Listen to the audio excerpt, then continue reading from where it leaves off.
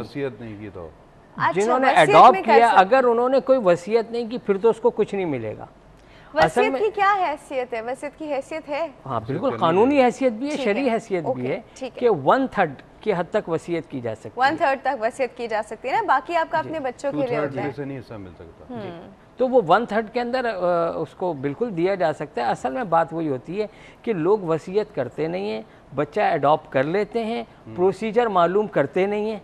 देखिए एक छोटी सी हम खांसी का सिरप भी लेकर आते हैं ना, कफ सिरप, तो उसका भी प्रोसीजर लिखा होता है कि यहाँ रखना है, यहाँ नहीं रखना, और इस तरह से यूज़ करना है। तो आप एक जीती जागती ज़िंदगी ले रहे हैं और उस ज़िंदगी का मुस्तकबिल है। यू शुड नो कि आपकी क्या क्या हुदूद हैं, कहाँ क्या आपकी लिमिटेशन है, आपको कौन कौन से एक्शन लेने पड़ेंगे और कौन सी चीज़ से ये महरूम है जो आपको डिफ़ाइन करनी पड़ेगी। ये है, बाद में गिला करते हैं कि जनाब इस्लाम में तो बड़े सख्त क़वानीन हैं। अच्छा, सख्त क़वानीन नहीं है। इम्पोर्टेंट बात, वो जो 1/3 आप कह सकते हैं, 1/3 में से वसीयत कर सकते हैं, 2/3 में से नहीं कर सकते। जब तक पेरेंट्स अलाइव हैं तो वो उस 2/3 में से कुछ भी गिफ्ट कर सकते हैं। वो जी हाँ, सब कुछ गिफ्ट कर सकते हैं, उसमें कोई पाबंदी नहीं। जिंदगी में तो कुछ भी गिफ्ट कर सकते हैं, लेकिन बच्चे को पेरेंट्स की डेथ के बाद ये कह के ना देना कि वो तुम्हें अपनी जिंदगी में इतना कुछ देगा, हमें तो अब तुम्हारा कोई हक नहीं बनता। नहीं, Is that the correct way?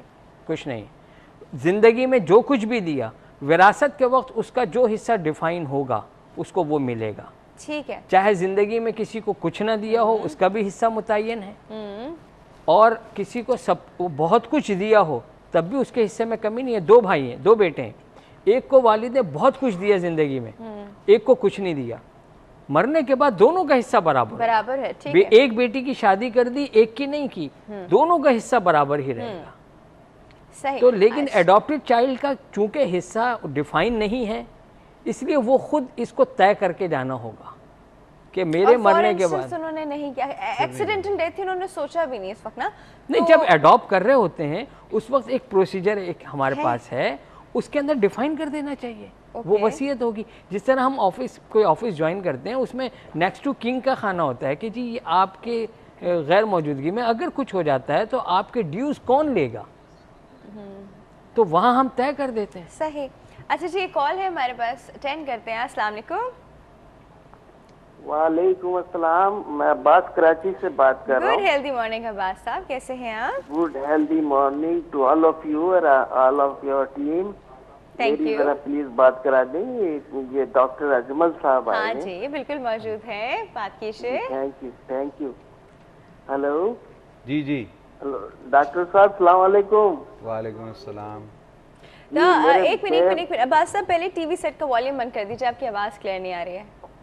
अच्छा, थैंक यू जी। डॉक्टर साहब, वो मेरे बेटे ने आपसे इलाज कराया रहा था, तकरीबन 1-2 साल हो गए, 2 साल बोल के। तो आपने उसको प्राइड बताई थी, वो कंटिन्यू उसकी अभी तक यही है, वो डोजेज ले रहा है, तो कोई नुकसानदेह तो नहीं है? वैसे बहुत फर्क हो गया उससे, माशाल्लाह ठीक ठाक है, लेकिन कभी कभी वो हो जाता है तो मैं फिर परेशान हो जाता हूँ, कुछ चुप हो जाता है। वैसे सब काम A1 कर रहा है जो कि एक हेल्दी पर्सन करता है। Very nice. तो प्राइस ले रहा है 10 mg। ठीक है, तो डॉक्टर साहब आप मुझे बताइएगा कि अब उसको क्या करना है दोबारा, क्योंकि आपने कहा 6 महीने, फिर आपने कहा खाते रहे, उम्र भर खाते रहे, तो वो उम्र भर ये तो नहीं कि उसके साइड इफेक्ट्स हो जाए या कुछ और मसला हो जाए? नहीं, इसका आप मैं जवाब दे देता हूँ। चलिए हम आपको ऑनर जवाब दें अब्बास साहब। Thank you so much for your call, thank you. एक तो दवा को खाने से फ़ायदा है, तो बाद दवाइयों को लंबे अरसे खाना पड़ता है, लेकिन कम से कम 6 महीने में एक दफ़ा चेकअप ज़रूर कराना चाहिए कि दवा का साइड इफ़ेक्ट नहीं हो रहा, क्योंकि हर दवा का साइड इफ़ेक्ट नहीं होता, और बाज़ दफ़ा साइड इफ़ेक्ट शुरू हो जाता है तो इन्वेस्टिगेशन करानी पड़ती है। लेकिन जैसे ये कह रहे हैं अल्हम्दुलिल्लाह मरीज़ अच्छा है, उसकी तबीयत सही है, बहुत खुशी की बात है। लेकिन ये है कि 6 महीने में एक दफ़ा चेकअप, मशवरा मेरा इनको ये कि दवा जारी रखें और कभी मौका हो तो आगे चेकअप करा लें, ताकि मैं कुछ टेस्ट करा के देख लूँ और ये भी देख लूँ कि दवा की अब ज़रूरत है या नहीं है। तो 2 साल का बहुत लंबा अर्सा होता है दवा खा रहे हैं। अच्छा, यहाँ पे एक बड़ा इंपॉर्टेंट सवाल सर, हम लोग कहते हैं कि बाप का नाम हमेशा बच्चे के साथ होना चाहिए, but only in the case where we know कि पेरेंट्स कौन है। ایٹ ٹائمز جب آپ باہر سے جا کے اس طرح کے ہومز اور جگہوں سے رہتے ہو تو ان کے پاس لاوارث بچے ہوتے ہیں, ان کو خود نہیں پتا ہوتا کہ وہ کس کا بچہ ہے, پھر آپ کیا کریں؟ کہ گارجین میں آپ اپنا نام لکھیں اور پیرنٹس وہ منسوب آپ کی طرف ہوگا, اور پیرنٹس پہ, اور آپ اس کو سرنیم کیا دیں گے؟ سرنیم کی کوئی ضرورت ہی نہیں ہے اس کو, آپ سرنیم اپنا بھی دے سکتے ہیں, اس میں کوئی حرج نہیں ہے. اس کو بتا دیں گے بھائی اس کو, اس سے بتانے کا مقصد یہ ہوتا ہے, جو ڈاکٹر صاحب جو بات کہہ رہے ہیں نا, بتانے کا یہ مقصد نہیں, اس کو باقاعدہ بٹھا کر بتایا جائے گا, اس سے یہ چیزیں چھپائی نہ جائیں, تو وہ خود ریئلائز کرتا جاتا ہے جس طرح وہ یہ وہ اسٹیپ بائی اسٹیپ والی چیز ہے نا, اس سے چھپائی نہ جائے. تو ایک وقت آئے گا اس کو معلوم ہوگا, لیکن ایک حجاب بھی ضرور ہوگا, ایک ہیزیٹیشن ہوگی اس بات کو ڈسکلوز کرنے میں. وہ سب کے سامنے یہ نہیں کہے گا کہ یہ میرے والدین نہیں ہیں, اچانک سے اس کو پتہ چلے گا تو وہ پھر سب کے سامنے کہے گا یہ میرے والدین نہیں ہیں, کیونکہ ہی واز شاکنگ جس وقت اس کو اچانک پتہ چلے گا. لیکن اگر اس کو پتہ ہوگا تو وہ اس کو ریئلائز بھی کرے گا اور اسے مینیج کرنے کی کوشش کرے گا. ڈاکٹر صاحب جب نہیں بتاتے بچوں کو اور ان کو ایک اسٹیج میں آ کے پتہ چلتا ہے تو پھر آپ نے کہا تھا کہ بہت ان کے لیے ٹرامیٹک ہوتا ہے, کیسے ٹرامیٹک ہوتا ہے؟ ٹرامیٹک بہت سے لحاظ سے ہوتا ہے. ایک تو یہ نیوز بتاتے خود ایسا ہوتا ہے کہ جیسے کہ بہت بڑی چیز لوز کر دی آپ نے, کہ جن کو آپ اپنے اصل ماں باپ سمجھتے وہ نہیں ہے, ایک لاس سا فیل ہوتا ہے, ایک دھچکا سا لگا ہوا ہوتا ہے. جیسے گریف ہوتی ہے نا تو اس کے اسٹیجز ہوتے ہیں, تو پھر اس میں کاؤنسلنگ کر کے دیکھیں ہو جاتا ہے ایسا, اور بہت سے لوگ کر دیتے ہیں. اب کسی کے بچہ ہو گئے 15 سال کا ہے, ہمارا پروگرام دیکھ رہا ہے, وہ کہتا ہے میں بتانا چاہتا ہوں, تو ایسے تو نہیں بتا سکتا نا.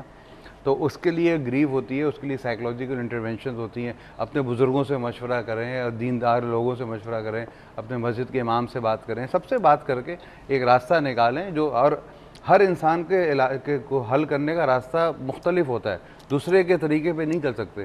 اس کو پھر ڈسکس کریں اور پھر آہستہ آہستہ کر کے اس کو بتائیں, کیونکہ بتانا اس کا حق ہے, دین نے اس کو حق دیا ہوا ہے, اور آپ دین سے اس کا حق چھینی چاہیے. قیامت دن اللہ کو آپ جواب کیا دیں گے؟ جواب دینا پڑے گا آپ کو کہ آپ نے اس کا نام کیوں نہیں بتایا, کیونکہ چھپانے کو منع کیا گیا. تو جو چیز ہے اس کو طریقے سے کریں, اور اس میں فائدہ ہے, کیونکہ پتہ تو جب بھی چلے گا نا, تو وہ جتنا لیٹ پتہ چلے گا اتنا ہی اس کے لیے نقصان دہ ہے.